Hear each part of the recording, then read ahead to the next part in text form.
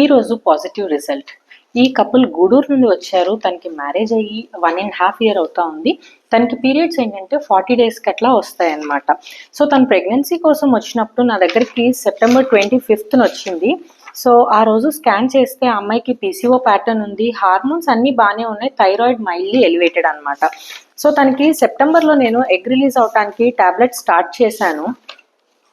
September 25th thyroid కూడా 50 micrograms tablet start చేశాం. Husband count బాగుంది, మొటిలిటీ తక్కువ ఉంది కాబట్టి ఆయనకు ఒక యాంటీ ఆక్సిడెంట్ స్టార్ట్ చేశాను. సో ఆ సైకిల్లో అమ్మాయికి ఫాలిక్యులర్ స్టడీలో 15th day 2 eggs రిలీజ్ అయినాయి. రైట్ ఓవరీ నుంచి ఒకటి, లెఫ్ట్ ఓవరీ నుంచి ఒకటి. ఎండోమెట్రియం 8 mm ట్రిపుల్ లైన్ వచ్చింది. ఆ సైకిల్లో తను కన్సీవ్ అయింది. ఈరోజు అమ్మాయికి 8 weeks 1 day ప్రెగ్నెన్సీ పాజిటివ్.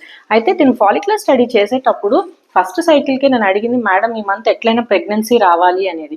నేను చెప్పాను, ఒక్క సైకిల్కే మనం అలా డిసైడ్ చేయలేము, per cycle success rate is around 20% అని చెప్పాను అనమాట. కానీ మన మేనిఫెస్టేషన్ స్ట్రాంగ్గా ఉంటే చూసారా, బై గాడ్స్ గ్రేస్ ఫస్ట్ సైకిల్కే అమ్మాయి కన్సీవ్ అయ్యింది.